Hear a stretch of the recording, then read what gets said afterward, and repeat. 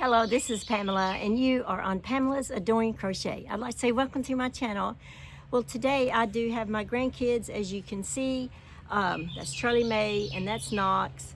She's eating some homemade popsicles that I made. It's Kool-Aid watermelon, and she loves it. Knox is over here playing on his little phone, playing some games.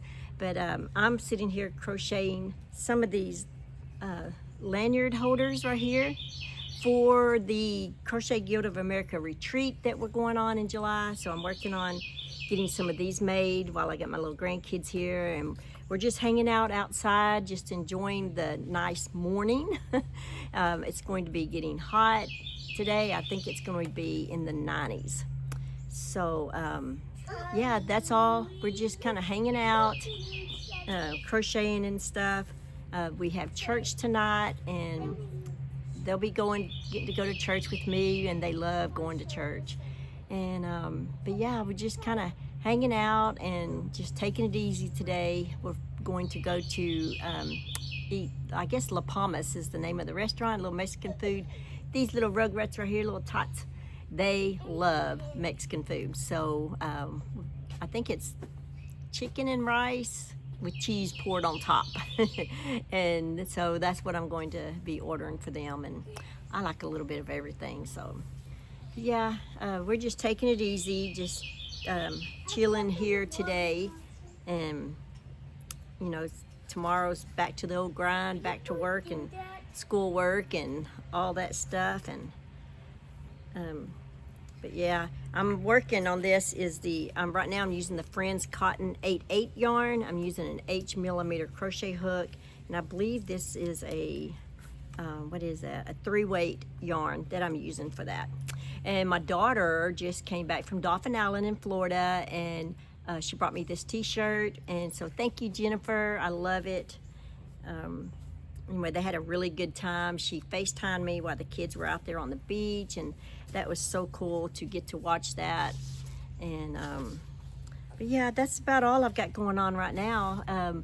The crochet along that's going on the guild, that seems to be going well. And from the Crochet World magazine, it's the trio pot holder by Ann Parnell, so that's going pretty good. Yeah, that's about all that I've got going. So, I'm getting ready to gather some supplies and things for the crochet class I'll be teaching, my very first one. I'm looking forward to that at the Arkansas District Women's Conference that we're having in October. We just finished our next to the last of our Women's Rooted and Rising series event that we've had at our church. We have one more, and it's going to be like a grand finale. We're going to have potluck, and I'm not sure, but I think I may be the devotional speaker for that Monday night. But instead of it just being for the women, we're opening it up to the whole church. So kind of show them what we've been up to and stuff like that, and feed them, and just have a good time. I think we're going to have Bible trivia. We're going to split up into men and women, and I don't know, I think it'll be a really, really good time. But yeah, we're just hanging out here in the backyard. Hopefully by next week I'm going to have them a little pool out there so that they can play in it, and it's going to be a good summer. So yeah. Okay, so I'm going to go ahead and read out of our devotional. It's 366 Days to a Season of Hope. And I'm going to read this out of this book today. And it says, "Remember that you must die. Therefore, I will bring upon you all the disasters I have announced. Prepare to meet your God in judgment, you people of Israel." That's Amos 4:12. Well, okay. God called Israel to repentance through various military and natural disasters.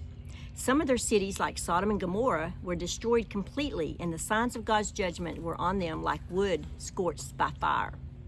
However, nothing could bring them to their senses. God walked the entire road with them to remind them that they would have to die one day and stand before Him, the great judge, to be sentenced. God makes His will known to people, and He is even able to cause a complete disturbance in the laws of nature to impose His will on them. We must realize who our God is and what He is capable of. The perceptions that people in biblical times had of death were clearly depicted in the catacombs in Rome and in other cemeteries in this city. The heathen Oedipus never mentioned a belief in immortality, but described death as an endless sleep. To them, death was final, and their cemeteries were filled by an atmosphere of endless sorrow. Contrary to this, the Oedipus of Christians in the catacombs and elsewhere testified of abundant hope. You can read the words, "Rest in peace, forever with the Lord." He rests until Christ comes. Do not grieve, death is temporary. And Alexander is not dead, but lives beyond the stars.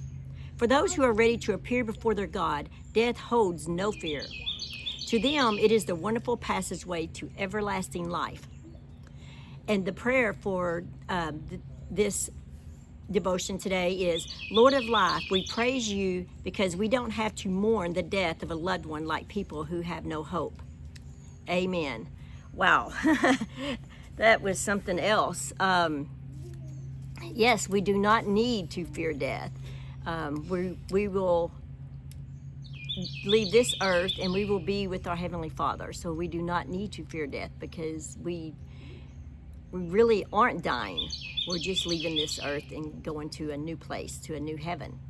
So, but yeah, I hope that has helped you guys. There's little Knox back there playing, and anyway, that's all that I have. I'm just working on, like I said, those lanyards and things like that, and just still continue doing my schoolwork and my women's ministry that I've got going on. And anyway, so that's about it, hanging out with family. Guys, just remember to live life, keep crocheting, and have fun, and I will see you guys in my next video. Mwah. Bye.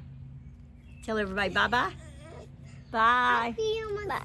Okay, come here and say bye. Say bye. Can you get up there? Can you see? There you go. Yay! Bye. Thanks for watching. Please like, comment, and subscribe.